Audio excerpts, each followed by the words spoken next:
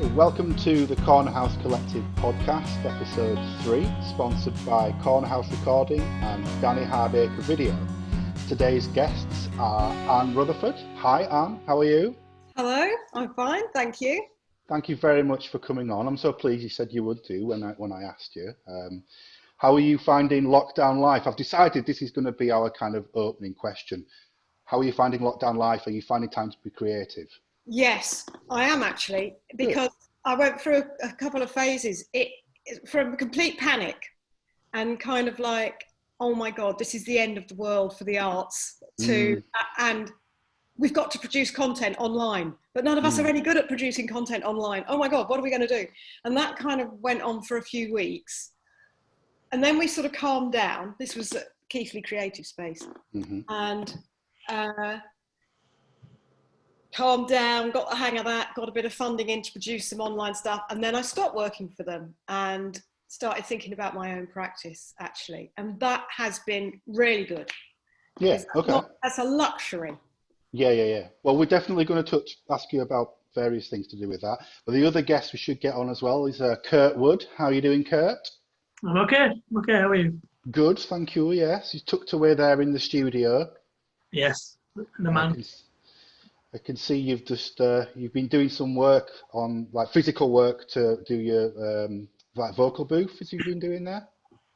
Yeah, there's a few things left over from like the original build that I haven't had time to do really. So I've kind of been utilising the time from the lockdown to finish it off, and hopefully when given the go ahead to get people back in, it will be vastly improved from 2 months ago. Yeah. So I mean, you've got a few different hats, obviously the recording studio and also Bugbear, where you're going to do some songs for us later on. Have you, aside from doing the kind of the physical work that he's doing on the studio, have you found time to be creative during lockdown, or you found it a bit up and down, or? Well, before I started doing the sort of upgrades on the studio, I tried to be as creative as I could, really, just to kind of be distracted, because I had quite a lot of work on, and then all of a sudden I had to postpone it, and then I had absolutely nothing. So, I recorded a whole Bugbear EP, and I got that recorded and released, which I've kind of been sitting on for a while, and just used the time I had, really, and got it finished. It's out there. It's pretty chuffed with it. I haven't listened to that yet. I think I've missed that. There has been quite a few new releases just generally across the board, haven't there? It seems to be people is like, this is as good a time as any to get that EP finished and whatnot. And but we talked about last week how with Isaac, we was talking about how it can be up and down. Like some days you'll have like really kind of creative days and real like kind of you've got the time to do it, and then other days it's just like, I can't be bothered.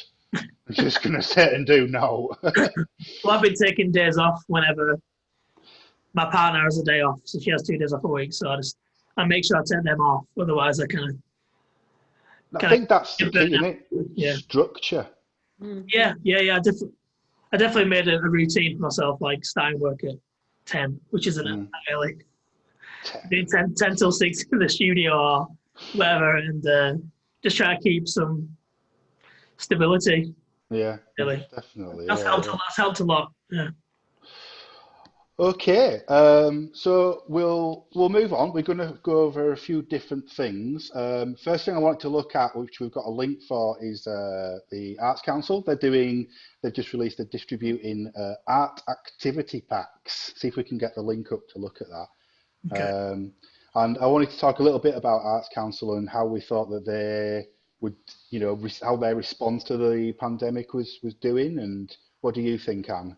You've been paying much attention to what they've been doing. Yes, at first I was absolutely riveted, and I'm still checking weekly, really. Yeah. So do you want me to talk about these creative packs? Yeah. Yeah. So I think these look great. This is like a full pack that you can see on screen at the moment, and Arts Council are distributing those through what they call their umbrella organisations, and also through councils and other charities.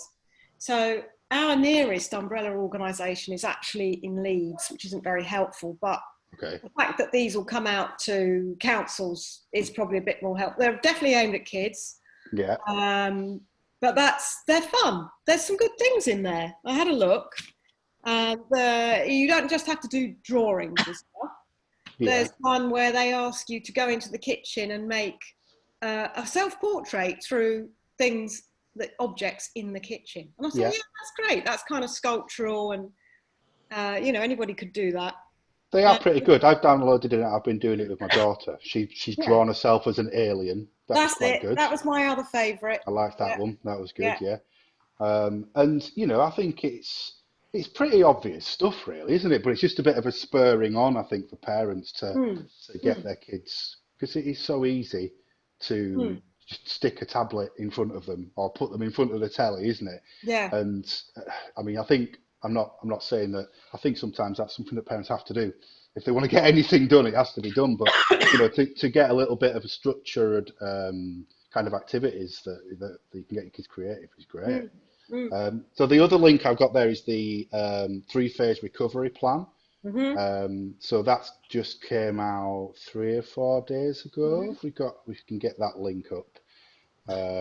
So they did a couple of crisis loans, didn't they? Yes. Yeah, the emergency relief fund. Yeah, which was quick. Sorry? It did happen quick. Like they did get it out that quick. They got it out very, very quickly. For them, particularly.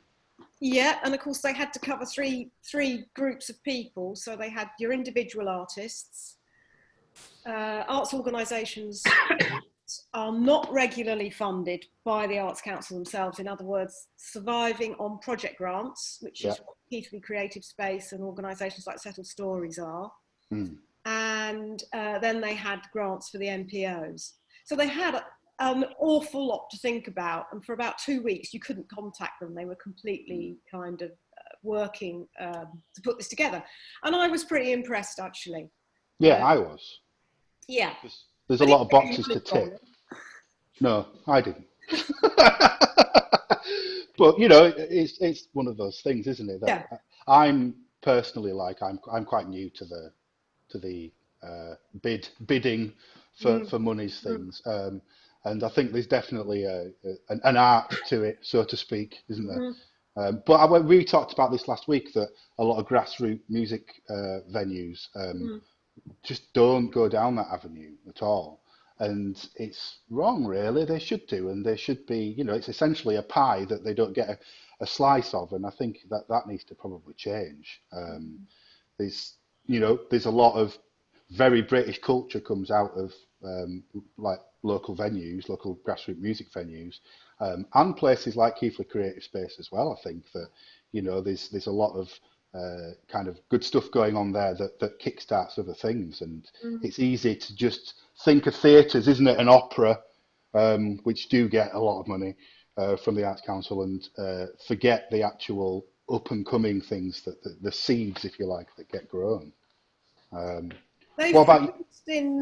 They did send out their new 10-year plan called Let's Create. Yeah. And I think they are really trying to address some of those issues with that. So they're trying to move away from those high quality ideals to something that's more relevant and community based. So it might be that funding does become stronger in those areas in the future that are really embedded in the community and really serving people. I think that's it, isn't it? It's about relevancy, and while these big buildings that do get quite a lot of funding have got massive upkeep costs, and I'm not saying they don't deserve it, because they do, but it's really a case of that's not relevant to everybody, and there's a lot of communities that aren't represented by that, and that's but like you say, I think they do realise that, and it's been interesting. I've sort of scanned over that 10-year plan, because it's obviously long, as you would expect. It is. So what should we move on to next? Oh, there was one last thing. It's on my Twitter account, but it was talking about the budget for the Arts Council in a year. The entire money that they give away is the same as what Berlin gets, like the city of Berlin. So Arts Council England, that covers the entire of England, has got the same budget as the amount of money that arts goes into Berlin. It's a bit of an Is eye-opener. it, that is a very interesting statistic, because we do have an enormous amount of culture and cultural organisations in the UK, compared to other countries that I've spent time in. So we are rich, very rich in culture, but I think there's a whole group of people, we're all involved in it, who work extremely hard to deliver all that culture. Yeah. Yeah. Kurt, I mean, it's interesting. You've got an artist hat that you're a musician, but you're also a technician as well because you do like live sound and you do sound recording. Yeah. Um, I don't know, how do you see that fitting in when you hear things about kind of grants and, kind of cultural funding and things like that?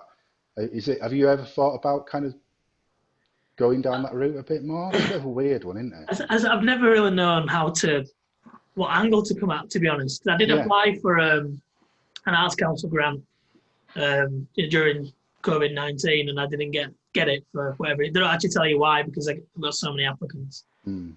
But I never really know how to go about it, because even though the business does deal with the arts, it's a business. I am making money off it, and I've never really been sure how to go at it, really. It's weird, isn't it? I Yeah, agree. I'm the so same. fun, yeah. But I think Arts Council is one of the few one of the few organisations that will give grants to private businesses. Right, yeah. Nearly, pretty much everything else is you have to be a non-profit. Mm. And I don't really know why that is. I think it's Well, in the application, I think the third question was, how have you worked with an Arts Council grant before? And at first I thought I haven't, and then said, well, you can't apply for this grant then. So I thought, well, how do I get my foot in the door? And then I thought about it harder, and I have actually worked with different people, like worked with Culture Fusion over in Bradford, which is like a YMCA. They've got a recording studio, and at our Jam on Top, they got a lottery grant about 10 years ago or something. So I've kind of worked in those projects, but yeah, I didn't really know how to word it, obviously. Just kind of wrote down what I did and then hope for the best, but it didn't come off this time. But I'll have to follow the links that you've been posting. We'll see. I'll be interested to see if there's kind of another round of this crisis funding. I think there probably should be. There is one more. Is that? Yeah, still open. I think it's called the Freelance Organisation. It's being run through an organisation called AN, which is Artists Network. So if you just Google AN, I'm sure it will come up. They're quite a big sort of arts organisation, and they've had their own emergency response. And now you go on there to fill in the form for the freelance emergency response. Right. So actually, under the AN one, Kurt, you would have been ripe for that one, because they were asking for technicians and people who were involved in production to apply for that one specifically. Yeah. So they've got us. Anyway, the freelance one is still out there. It's still open. I will be following that up after this. I think as well it brings another question of how sometimes we have our creative businesses structured. Like, you and myself for the exchange venue, they're sole traders. Yeah. And, we've looked at the different possibilities of community interest companies or charitable organisations that probably are more appropriate. I'm not saying you should change your recording studio into a charity, but it's definitely something I think that we could do with a bit more education about, really. That that them options are available there, and the different different funding opportunities that can come out of it. So let's move on. I wanted to ask you, Anne. So you're an artist, but you also do work as like a facilitator. That's the right word, like an organizer, if you like. Yeah. And do you kind of approach them roles differently, or do you massively? I mean, it's going to be completely different, isn't it? But what are the kind of standout differences, and what are your likes and dislikes of each? Well, I have to say that being a project manager is, I find it's hard work, and sometimes it's very rewarding, but basically someone is paying you to have your brain for period of time, because it's that intensive. I think you're juggling so many balls all the time. You're keeping so many plates in the air with any project that you're managing, that you work a ridiculous amount of hours. You work all the weekends, you work in the evenings, and for that intense period of time, being self-employed, you'll appreciate this, it's feast or famine. You've got to put your kind of heart and soul in it to be successful. Whereas I suppose with my own practice, I need headspace, I need time to think and reflect and make work. And I can't just kind of like throw down the project management and then pick up the work. You know, I have to have that kind of lead-in time, which is why this has been a marvellous opportunity to just think, what do I really want to do? What work should I be producing? Let's look at that website. Let's make that work for me. Should I be making work that's more commercial? Should I be extending my practice into other areas? I've done a course in podcasting. Ah. I thought I should teach myself how to make podcasts. Yeah, that'd be good. I'd go on that course. I'll send you a link. I'm very much a practical learner, so I've always kind of wanted to have a go at doing podcasting, and never really had the time to do it. And it was like, well, let's just do it. If we just do it, then we'll learn it, won't we? Yeah. In fact, today we've had technical problems with cameras and stuff today, which is just a nightmare. But I personally learn, I think, from actually doing. So when you do your kind of practice work compared to your project management work, do you do it in blocks, if that makes sense? So would you do a project management role for like 3 months, and then during that time, does the more creative side get put on hold? Or exactly. How do you work that? Yeah. So I did put on an exhibition last September, which was like in the lead up to Keighley Arts and Film Festival. And I had to really say to myself and everybody else, right, I'm off for 2 weeks. I'm off for 2 or 3 weeks. I'm producing work. And then I had to kind of just be really, really disciplined and work on producing the work for the exhibition every single day. So I got it done, and it was great. There was another element to the exhibition which I didn't manage to get time for. So, you know, it doesn't always come off, but it was pretty good. It was a great experience, and sort of set me on a new course of work to make as an artist. So I was really pleased to get that done. What about you, Kurt? Do you kind of swap between being kind of creative, like your own, so the Bugbear things, all your various other bands? Because I think you're in about 8 bands, aren't you? How do you kind of manage, you know, doing that and being creative, and the more practical work, I guess, of working as a recording engineer with other people? Do you kind of do it in blocks, or do you flip back and forth between them? Well, with work, I'm really organised with it, so I always have the work booked up in the future, and I'm always obsessing with my calendar.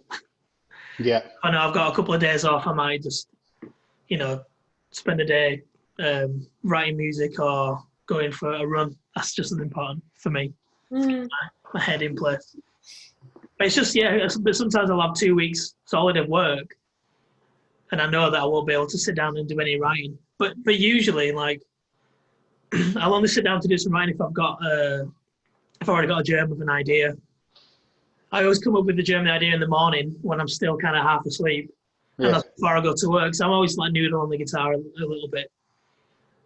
You know, I just do the music basically when I've got the time, and work always kind of comes first. I've got to do that because I've got to pay for stuff. Pay the bills, yeah. Got to pay the bill. Yeah, music for me doesn't pay the bills at all. You know, it's a hobby, and it's something that I just do for myself because I really enjoy it, and it's like free therapy. Yeah, I always get a bit frustrated about how you know, musicians struggle to make ends meet from being a musician, and artists generally, I guess.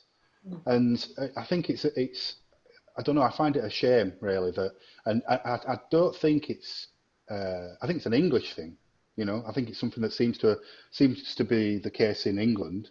You go to Ireland, if you know, as a young lad, you say, "Dad, I want to learn to play the pipes or whatever," then your dad goes and spends thousands of pounds on some pipes and says, right, you're doing this then, and that's what you're going to do. And they get, and they can make a living off it. Like, maybe not an amazing living, but they can. Whereas it seems to be a difference in England.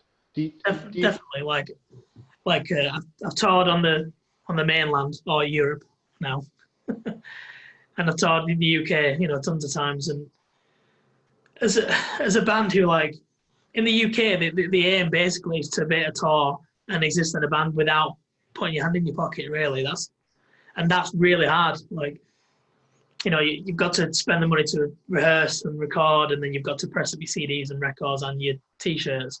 And before you even step foot on the tour van, you're out of pocket, and it's really hard to kind of make any money on the road, because especially in the UK, because you don't generally get food. You get a little bit of cash. You get less looked after. A couple of beer tokens, and usually you've got to find somewhere to sleep, and that kind of you've got to dig into your own pocket again for that. Also, when you tour on the mainland, all that's covered. It's brilliant. You get food, you get beer, and people actually buy your stuff, and you get a good whack of money, and they really appreciate it. And I'm not saying it's easier over there, but from my perspective of tour around the UK and it being really a real grind, as soon as you go over there, it's so much easier. You come back with some money.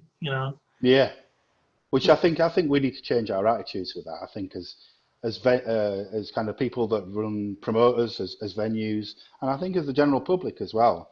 We're so used to the events that we put on being cheap. And they are, like £5 to go see a band who have got £10,000 worth of equipment, and do you know what I mean? And have mastered an art, and you're parting with a fiver. It seems to me, but I mean, you can't charge more because people won't come. So I get personally a bit frustrated. I think about that we need to change that, and I don't really know how that would go about.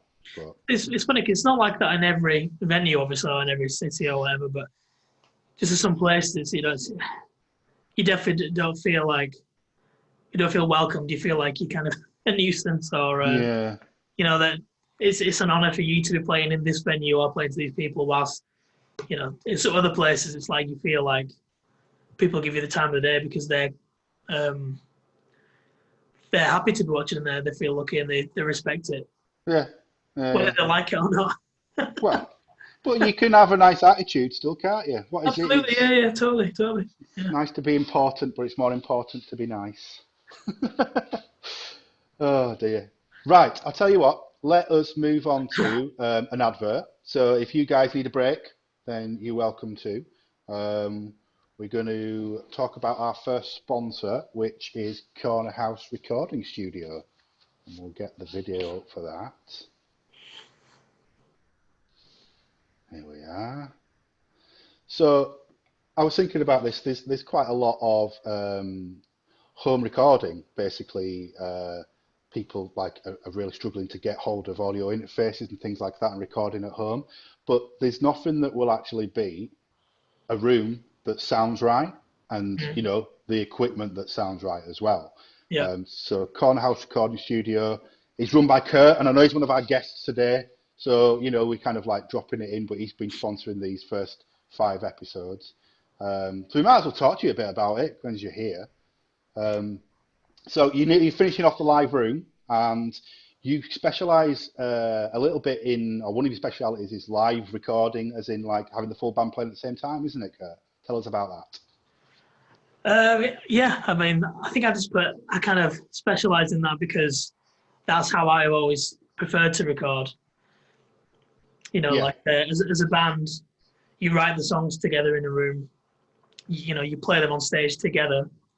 You get the same energy. So if somebody's not too sure and doesn't know anything about recording, the classic way to record is to overdub. So the drummer goes in, lays down all the drum tracks, and then the bassist comes in and listens to a recording of the drums and puts that, and it's layered up like that. I know everyone, most people will know that, but maybe not. But if you're doing it live, you get a much more kind of a better energy, I would say, of the actual songs.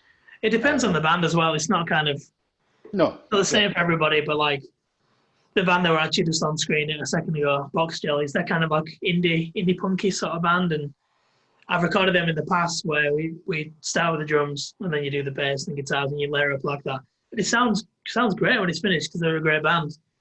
But there's like an energy about them that you just don't get from layering tracks. Like, so we thought when it came to do the actual album, we'd do it live. We did it live on tape as well, so there was absolutely barely any option really to mess around with it. And for them, it worked great. It worked brilliant.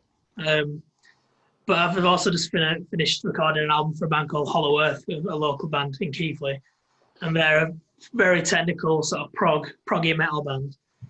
And what we did with them, because it's a lot more intricate, and the song is like 37 minutes long. That's one song. That's one song. Crazy guys. Yeah. So what we did, because we wanted to keep the energy. I recorded. They played live, but I only recorded the drums and the bass. Yeah. So the bass and drums lock in together, but they've still got that energy about it because everyone's still playing together.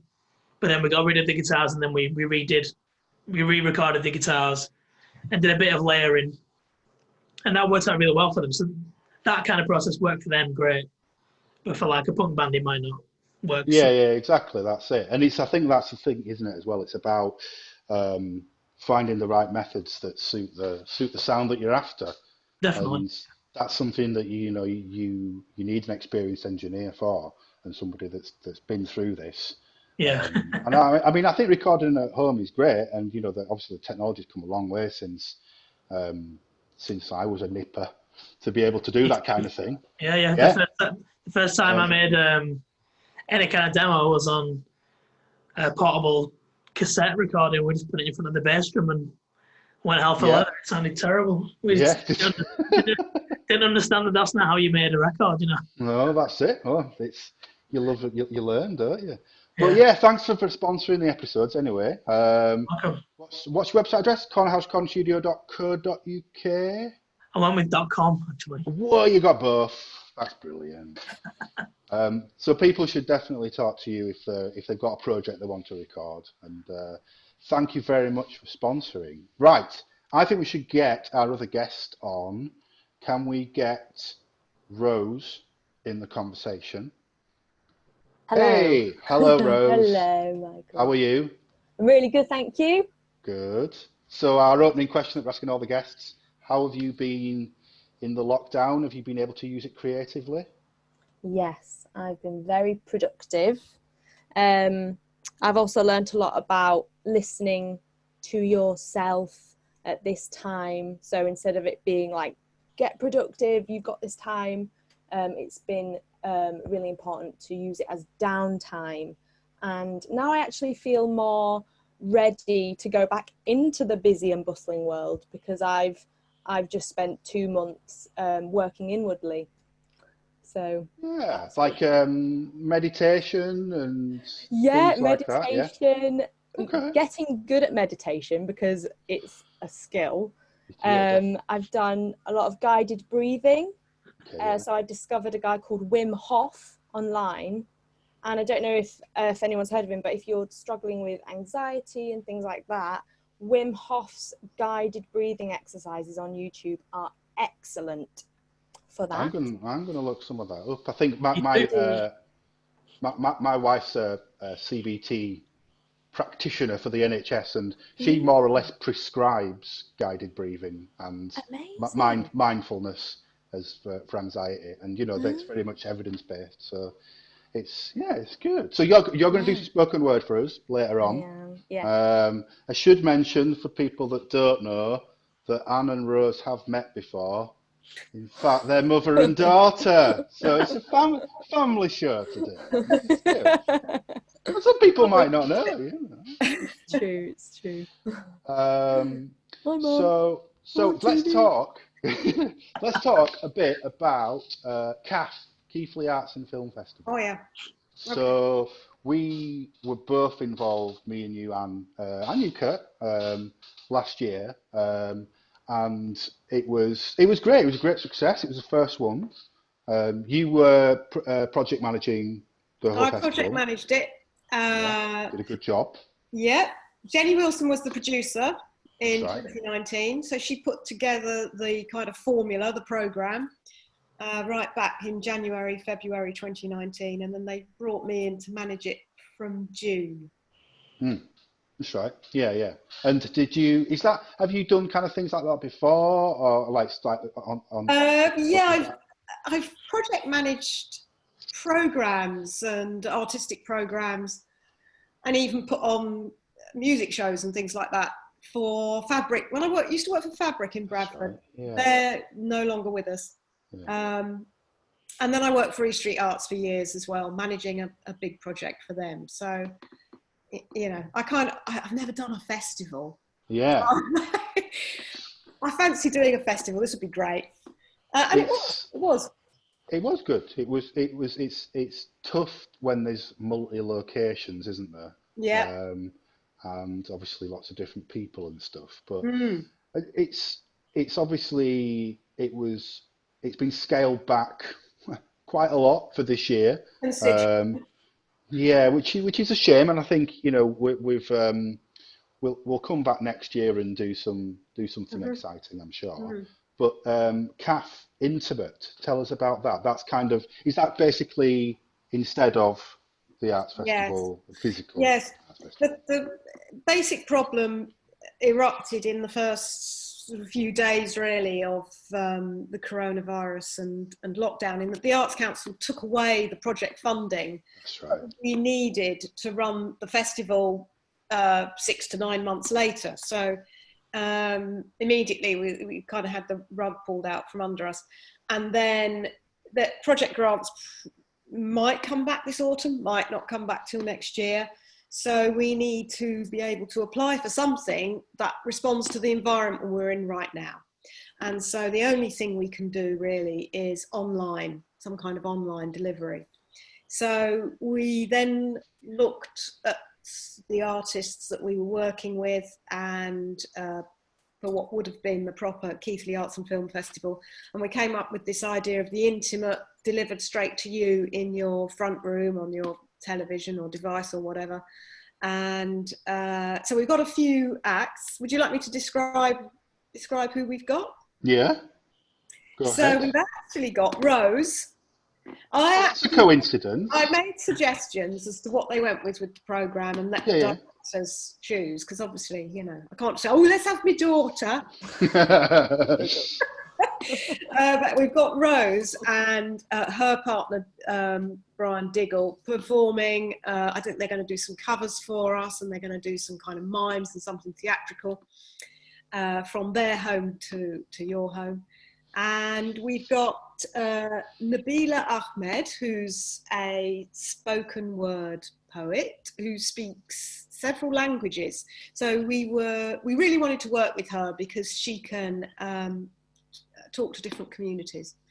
So that's going to be exciting. And then finally, we've got Sue Dyed, who is an actress and performer, and she's doing Mucky Tales of Keighley Folk. That's great. I love Sue. She's super.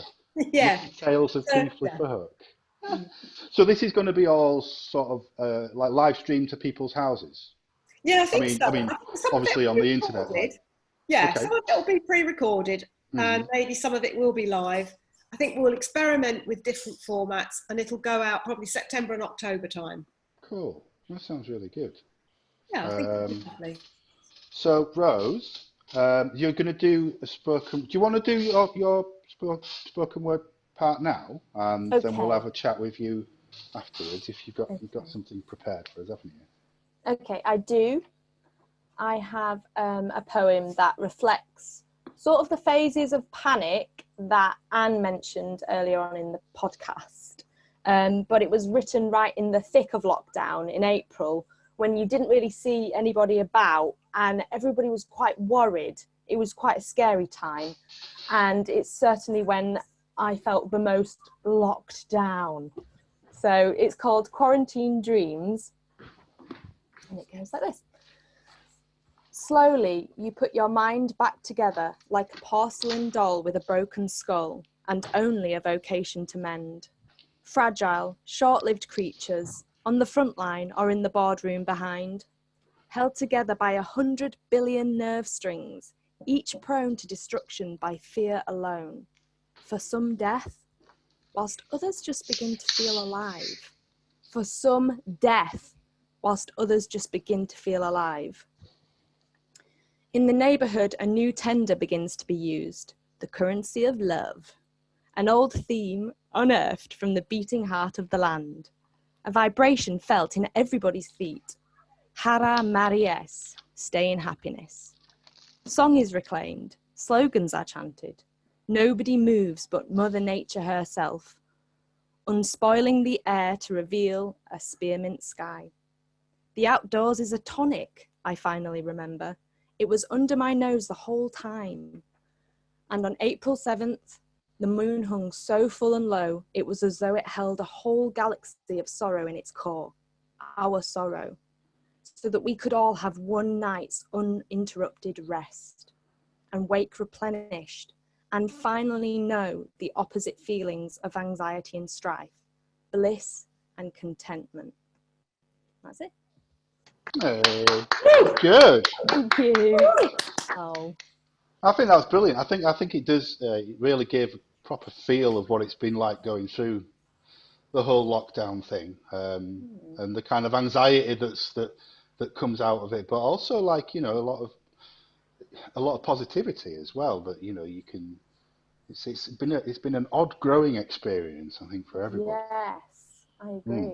Yeah, I feel like if we were all given this time at some point, just given it rather than it having to be necessary, it would be really interesting, and I think it would change the direction of some of our lives. But it's just so hard to know yourself totally and listen to your body and your mind totally in amongst the craziness of the 21st century. Yeah, and like capitalist systems as well. If we had universal basic income, for example, so you could decide that you need 2 months sabbatical to figure some things out, and that'd be fine. And but we've got a sort of thing where we have to work. You have to have a job. You have to work. Yeah. Why aren't you going to work? And it's wrong. I think it's wrong. I think it's a shame. So Rose, I wanted to say, I want to ask you about, you're a prolific songwriter, and you've got your own solo material underneath the name Rosie Blofeld. Blofeld. Blofeld, okay. Blofeld, like the Bond villain. I've never said it out loud before, you see. And also Felka, that you play with, which we're big fans of, obviously. Yay. I didn't actually know that you did poetry. So it's something, do you kind of approach writing poetry and writing song lyrics in a different way, or does do you know what I mean? Is there an overlap there? Yeah. So I've always used poetry to help myself through difficult feelings. And that's why I haven't openly advertised myself as a poet. Most of the poems that I've now put online are years old, from when I was a young teen. But I recently realised that there isn't much distinction between poetry and songwriting. And so this has been extremely helpful for the songwriting process, and actually made it more fun as well, because sometimes you get a commission to do a song, or you're working on a song with a band, and it's a struggle. You're not sure what you want to say. Some songs, a song has to be personal if you want people to connect with it sometimes. So writing a song as a poem is a nice step in the process of getting your final hit. Yeah. Absolutely. So we're going to have to probably have you on as a guest to do some music sometime as well. Sure. Maybe we can get Felka going when all this lockdown silliness is going, and if we're carrying on doing the podcast, that would be great. I would like that. But today we have got Bugbear, so we're going to have 2 performances from Kurt, aka Bugbear. We'll have one now, and then we'll have one to close the show. So.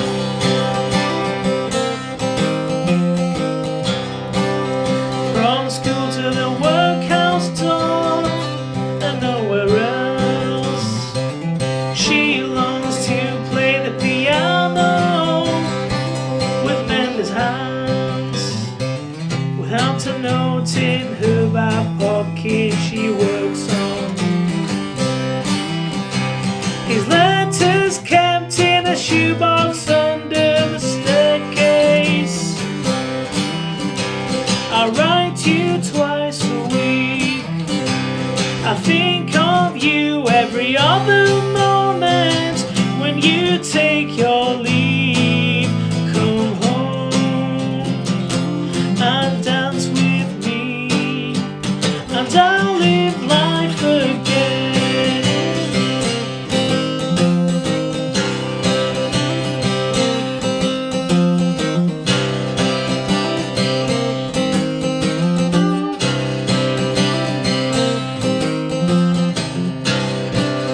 Every day's the same on this American base. Shining boots, rifle shoe from Woodbridge down to the Sands. With half a crown in his back pocket, he heads north. The leave is short and the journey's long, back to Suffolk. I wrote you twice a week. I thought of you every other moment. On this platform I'll sleep, 'cause I know when I get home we'll dance at your front door.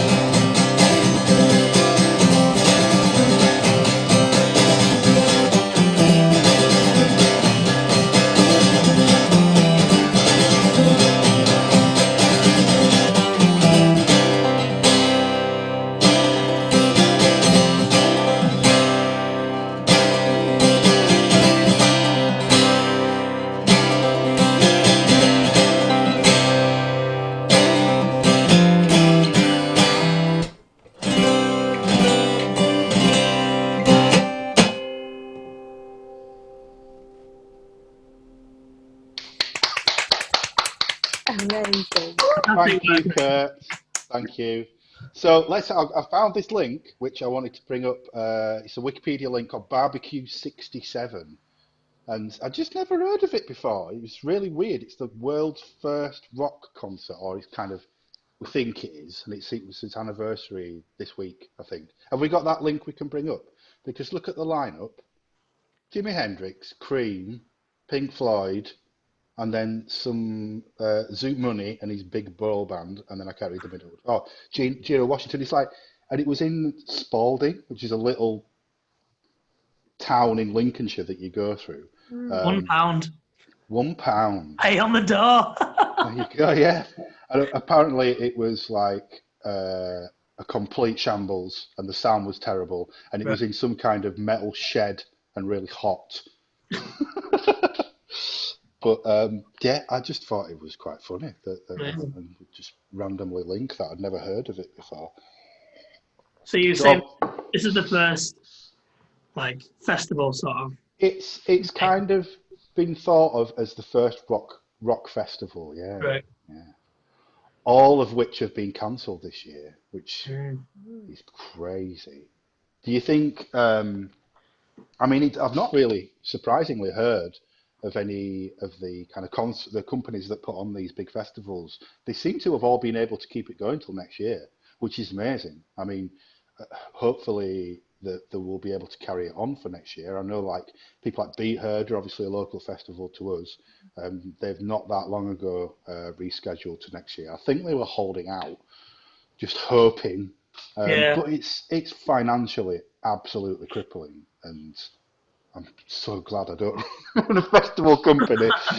You know, it's one thing kind of dealing with a venue, but I think a lot of festivals are asking punters if they would keep all of their tickets and they'll be valid next year instead of getting a refund. I think that's how a lot of people are. Do that if you've got a ticket, seriously, you know, because it could well be the breaking of them not being able to do it next year, and that'd be horrible to not just Peter, but anybody.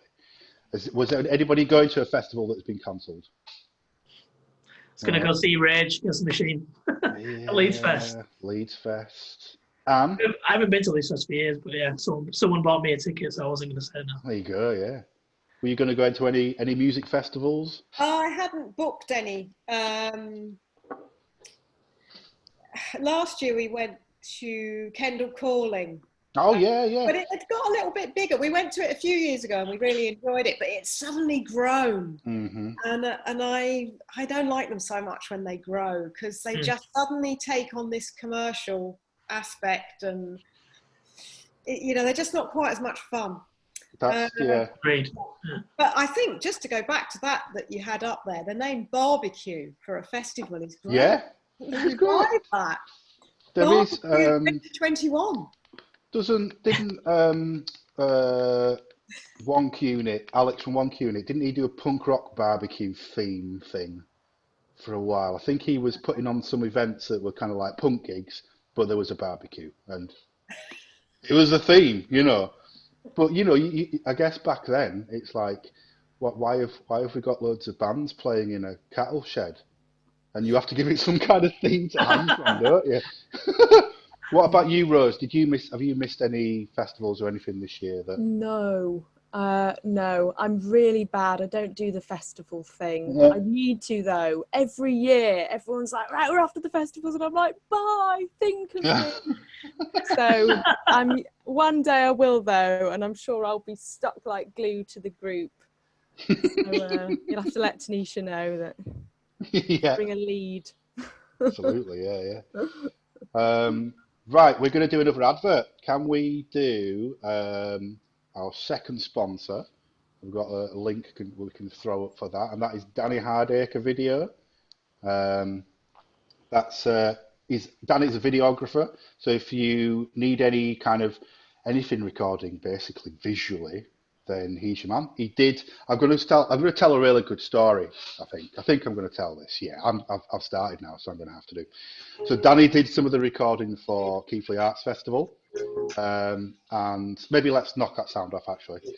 But he was running around Keighley basically recording everything, like all the different things.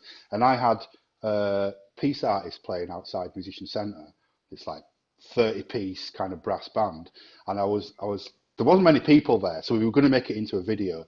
And basically I was like, Danny, you need to come now because this band are going to play, and there was a party across the road, and I kind of went over to them and I was like, do you want to come see this brass band? And they were like, oh, we're not really bothered. I was like, okay, that's fine. So I kind of had this 20-30-piece brass band, no video. They were supposed to be doing a performance, and it was a bit of one of those, oh, what are we doing sort of thing.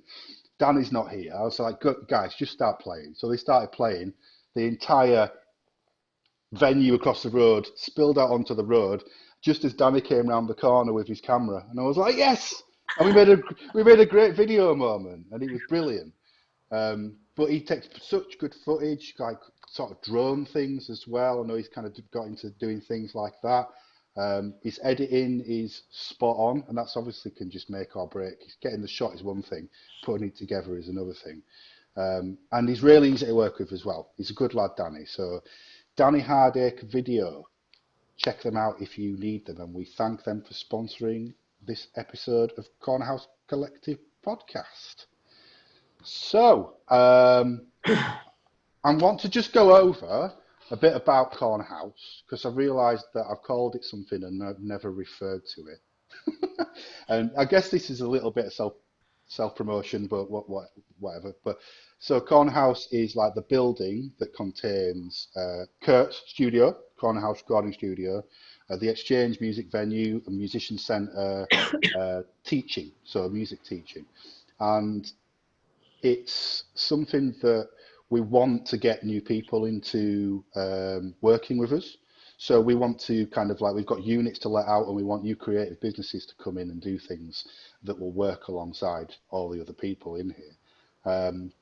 So we've not kind of annoyed you enough that you want to move out yet, have we, Kurt? No, not yet. I do have soundproof walls though, so. But I think there's something about collaboration that we can improve on. and I think it can end up being bigger than the sum of its parts. Mm. Does anybody like collaborate with people in a way that makes it makes the creativity that you've got a lot more valuable? Does anybody want to pick up on that? I've just sort of thrown it out there. We did do with Keighley Arts and Film Festival last year, organisations like Cecil Green Arts were really great to work with. So me and Jenny sat down with them and talked about what they were going to do. And then we had a good hour over 2 different meetings, so a good couple of hours, just bouncing ideas backwards and forwards, which then became that parade down at Cliff Castle. That's So right, yeah. a few of the ideas wouldn't have happened if it hadn't been that kind of, well, you know, who knows about Cliff Castle? Well, who knows about this? And, oh, no, we can't make that in a puppet, but we can make this in a puppet. So all that kind of... it was great. It was great, actually, that collaboration. I'm really up for that. I think it's a way of spreading resources, potentially spreading work. You know, you often do need somebody in charge of it, but if you can spread out the marketing or whatever, or even the cost of these things.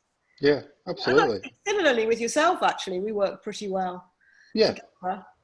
I mean, we kind of took ourselves off and did our own thing, but, you know, we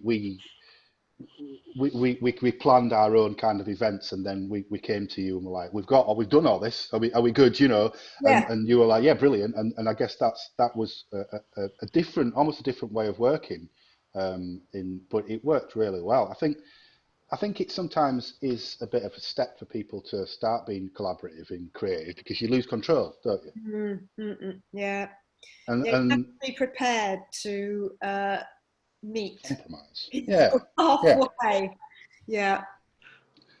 And that can be, you know, I think that can be a challenge, and I think it's something that I personally find a bit of a challenge, that, you know, you've got to compromise on what your ideas are and everything. But it's just the nature of the game, and so that's the Cornhouse Collective. That's what we want to grow, basically. And I think it's a bit of a personal thing for me that I need to work. I know that I need to work on that, working with other people.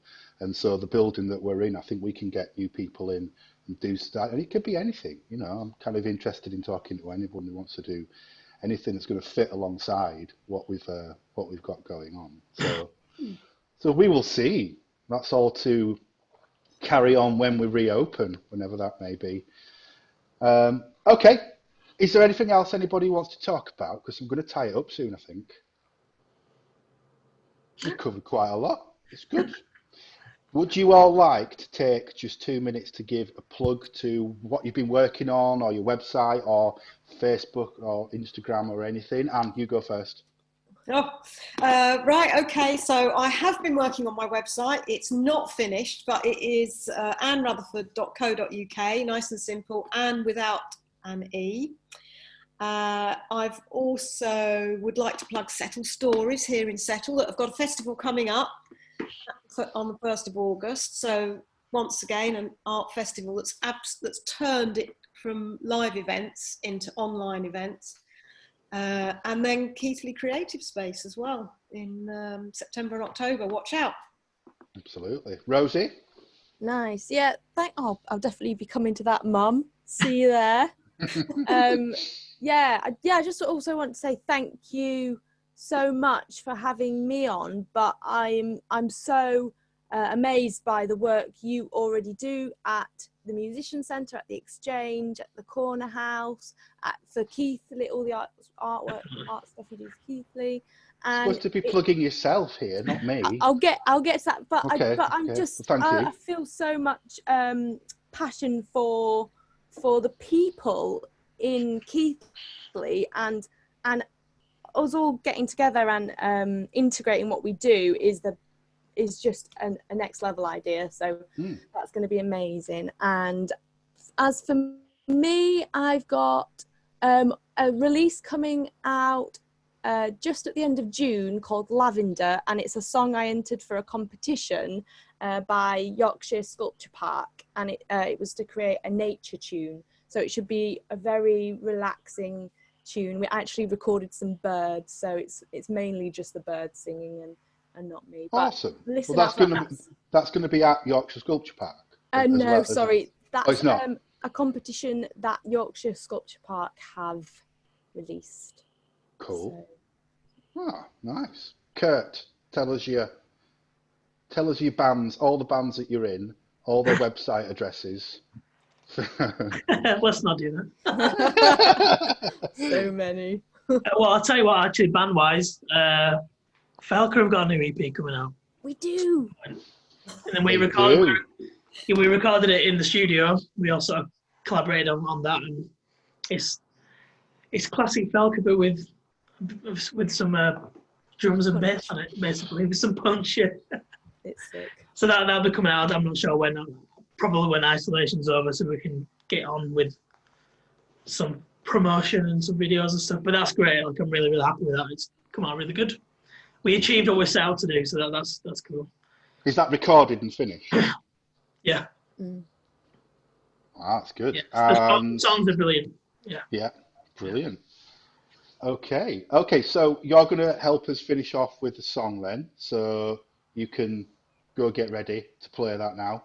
And just thank you all for coming together. I think, this is the third episode, sort of getting into the swing of it now, a little bit. It's stuttering and stuttery a little bit, but we're getting there. It's okay. I enjoy the conversation, and that's what I wanted it to be, a bit. I've tried to make it a bit more structured this time, and it was all right. But I think a bit of free flow and just chatting with people that I think are interesting is the best way of doing it. It's a great idea, Michael. It's really thank you. Anne said that it could be a little bit like Keighley TV. Yeah, I think it is. Which I thought was a bit like, I don't know what to feel about that. You get a roaming reporter and a helicopter in the sky to tell us about the traffic or something. But maybe not that. But thank you all for coming on, guests. You've been brilliant. It's been good. So this episode of Corner House Collective Podcast is sponsored by Corner House Recording Studio and Danny Hardaker Video. Thank you.